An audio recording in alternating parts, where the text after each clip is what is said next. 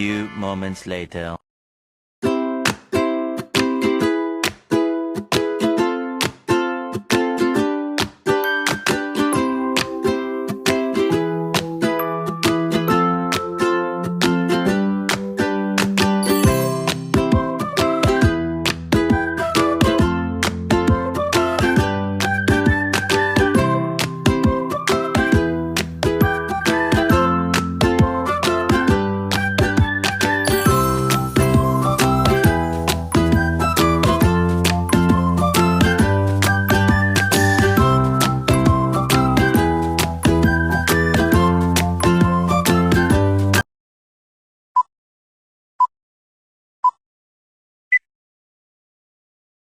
Assalamualaikum warahmatullahi wabarakatuh. Perkenalkan, nama saya Alia Fiona dengan nomor induk mahasiswa 210304251, kelas 5 Rek A MGT 5, Program Studi Manajemen Fakultas Ekonomi dan Bisnis Universitas Muhammadiyah Riau. Di sini saya akan menjelaskan materi komunikasi bisnis digital dengan dosen pengampu Bapak Iqbal Ahmad SEMM. Baiklah, materi yang pertama mengenai keterampilan presentasi bisnis. Membangun keterampilan presentasi bisnis yang efektif adalah kunci kesuksesan. Komunikasi yang baik dan penggunaan visual yang tepat dapat memengaruhi keberhasilan presentasi bisnis. Selanjutnya, pentingnya keterampilan presentasi bisnis. Dalam dunia bisnis yang kompetitif, kemampuan untuk menyampaikan ide dan informasi dengan jelas dan persuasif adalah kunci untuk memenangkan kepercayaan klien dan mitra bisnis.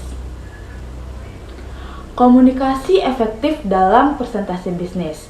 Komunikasi yang efektif melibatkan penggunaan bahasa tubuh, intonasi suara, dan kejelasan pesan untuk memastikan bahwa pesan yang disampaikan dapat dipahami dengan baik oleh audiens. Menyusun struktur presentasi bisnis. Yang pertama, pendahuluan, yaitu membuka presentasi dengan menciptakan minat dan menunjukkan tujuan presentasi. Yang kedua, isi utama, menyampaikan informasi secara terstruktur dengan poin-poin utama dan contoh yang relevan. Yang ketiga, kesimpulan, yaitu mengulangi poin penting, mengajukan pertanyaan terbuka, dan mengundang diskusi.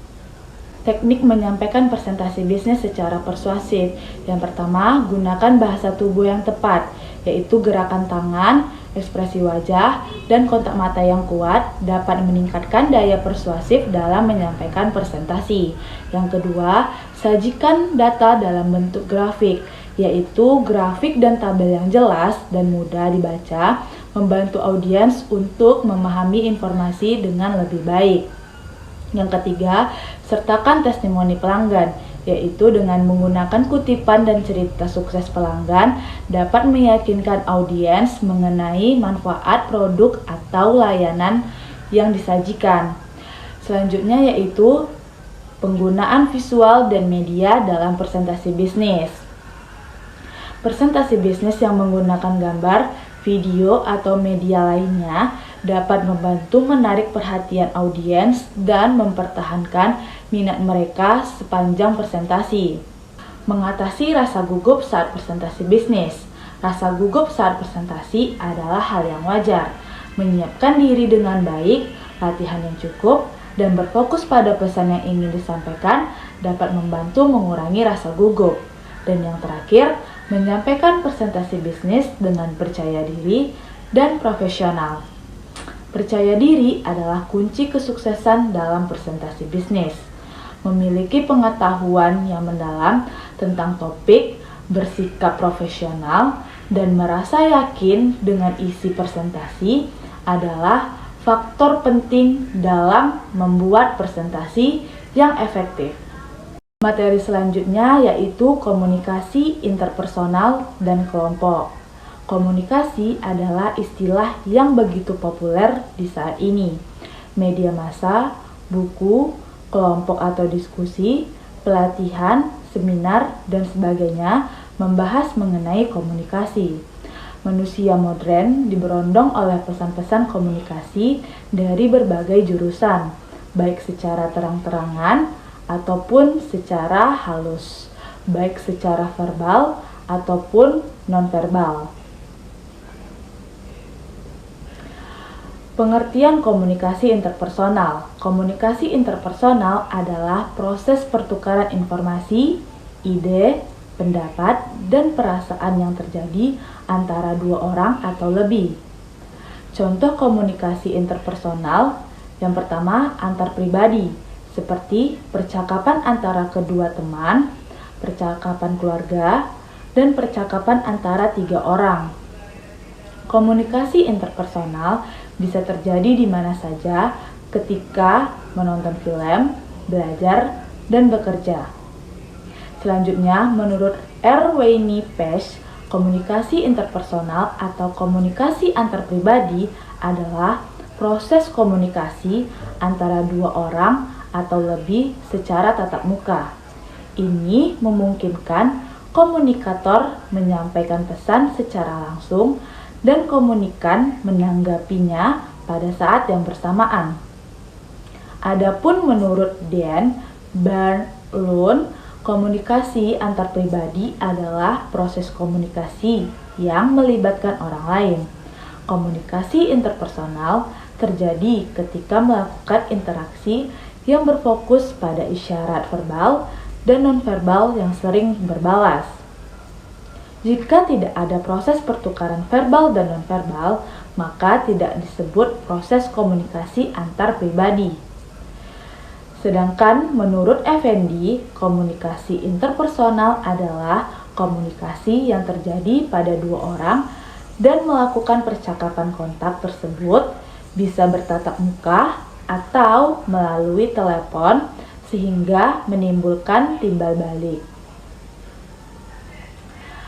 Ciri-ciri komunikasi interpersonal. Yang pertama, bahasa yang digunakan bisa formal dan informal. Yang kedua, memakai media tertentu, misalnya seperti telepon, ponsel, dan email. Yang ketiga, dilakukan 2 orang atau lebih. Yang keempat, bersifat terbuka dan komunikatif. Selanjutnya yaitu efektivitas komunikasi interpersonal. Yang pertama ada keterbukaan, yang kedua empati, yang ketiga sikap mendukung, yang keempat sikap positif, dan yang kelima kesetaraan atau equality. Selanjutnya pengertian kelompok. Kelompok adalah sekumpulan orang yang mempunyai tujuan bersama yang berinteraksi satu sama lain untuk mencapai tujuan bersama, mengenal satu sama lainnya, dan memandang mereka sebagai bagian dari kelompok tersebut. Menurut Deddy Mulyana tahun 2005.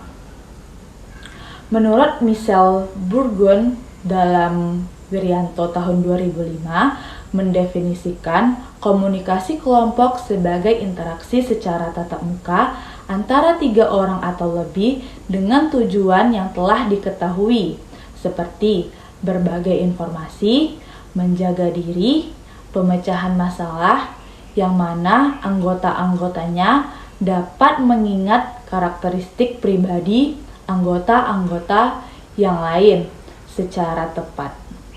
Selanjutnya, klasifikasi kelompok. Kelompok primer. 1. Kualitas komunikasi dalam kelompok primer bersifat dalam dan meluas. Dalam artinya, menembus kepribadian yang tersembunyi atau menyingkap unsur-unsur yang tersirat. Meluas artinya hanya sedikit kendala yang menentukan rentangan dan cara berkomunikasi. Dalam kelompok primer, kita menentukan hal-hal bersifat pribadi dengan menggunakan berbagai lambang, bahasa verbal maupun nonverbal. Dalam kelompok primer tidak ada pembagian peran secara sistematis karena komunikasi yang terjadi secara langsung dan sifatnya bersifat informal. Selanjutnya kelompok sekunder, yaitu komunikasi bersifat dangkal atau menembus permukaan luar dari kepribadian kita dan terbatas atau hanya berkaitan dengan hal tertentu saja. Kebanyakan menggunakan komunikasi verbal dan jarang sekali melibatkan komunikasi nonverbal. Dalam kelompok sekunder terdapat pengelompokan anggota yang terorganisir secara sistematis untuk tujuan tertentu karena interaksi sosial terjadi secara tidak langsung, berjauhan dan sifatnya kurang kekeluargaan. Materi selanjutnya adalah etika dalam komunikasi bisnis. Pengertian etika. Etika berasal dari kata Yunani yaitu ethos yang mengandung arti yang cukup luas, yaitu adat, kebiasaan, akhlak, watak, perasaan, sikap, dan cara berpikir. Etika merupakan suatu pemahaman mengenai tindakan yang benar dan salah. Etika memberikan panduan apakah suatu perilaku tertentu dapat digolongkan perilaku bermoral atau tidak bermoral. Selanjutnya, peran etika. Yang pertama, etika memberikan dorongan dan mengajak setiap individu guna bersikap yang kritis dan bersikap rasional dalam rangka mengambil keputusan berdasarkan kepada pendapatnya sendiri dan bisa untuk dipertanggungjawabkan secara baik. Yang kedua, etika mampu memberikan pengarahan kepada masyarakat guna berkembang menjadi sebuah masyarakat yang teratur, tertib, dan damai, serta sejahtera dengan mematuhi seperangkat norma yang berlaku, guna terwujudnya kesejahteraan sosial dan ketertiban. Selanjutnya, etik dan etis. Istilah-istilah yang berhubungan dengan etika adalah etik, etis, dan norma. Etika sebagai ilmu akhlak yang membahas pola-pola aturan tentang nilai-nilai kesusilaan yang tidak bisa lepas dari istilah etik, etis, dan norma. Tindakan untuk melakukan etika disebut sebagai tindakan etik, dan sifat tentang pelaksanaan etik tersebut sering diberi istilah dengan menyebutnya bahwa tindakan etik ini bersifat etis. Selanjutnya, macam-macam etika. Yang pertama, etika deskriptif, yaitu berusaha meneropong secara kritis dan rasional mengenai sikap dan perilaku manusia sebagai sesuatu yang bernilai. Yang kedua, etika normatif, yaitu berusaha menetapkan sikap dan pola perilaku ideal yang seharusnya dimiliki oleh manusia. Adapun contoh penerapan dari etika bisnis. Yang pertama, menyebutkan nama klien dengan baik. Yang kedua, hadir tepat waktu saat janji temu. Yang ketiga, berdiri saat berkenalan. Dan yang keempat, tidak segan mengucapkan terima kasih. Selanjutnya, manfaat etika dalam bisnis. Dengan memiliki sebuah etika, tentu saja klien merasa lebih dihargai dan pastinya mampu memberikan gambaran kualitas perusahaan pada klien. Selain itu, jaminan adanya kerjasama yang baik terjalin dengan pribadi yang memiliki kualitas diri juga etika. Citra perusahaan bisa menjadi baik, tidak adanya citra buruk dan membuat jalannya bisnis menjadi lancar terkendali.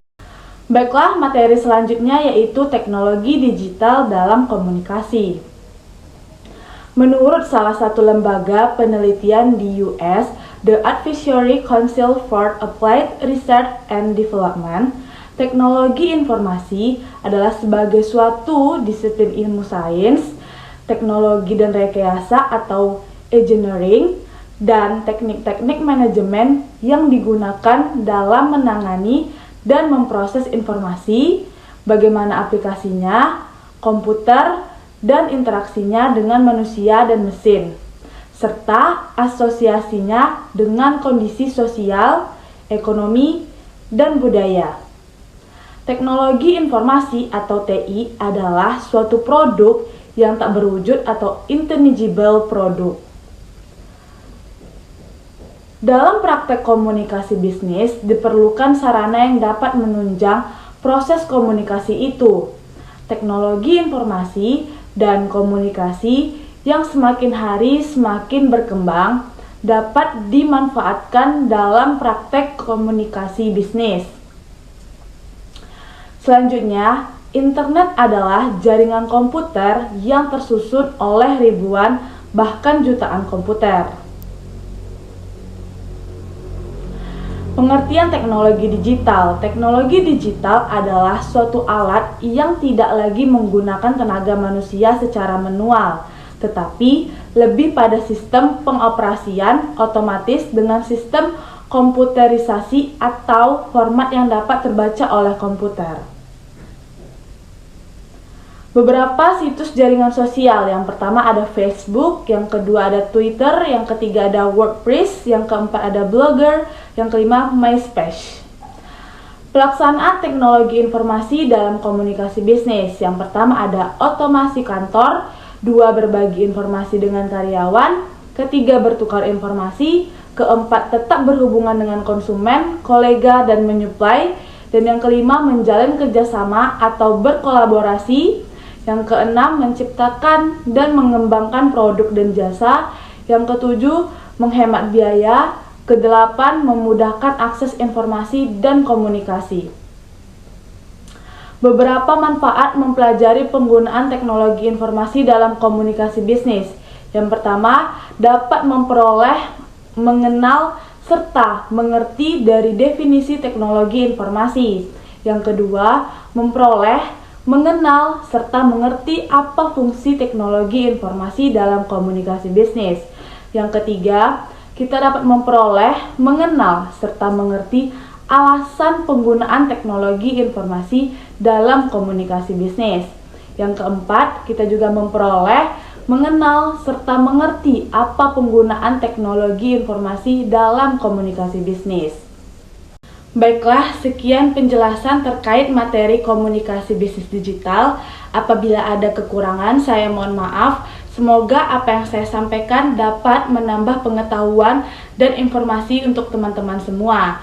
Sekian dan terima kasih. Assalamualaikum warahmatullahi wabarakatuh.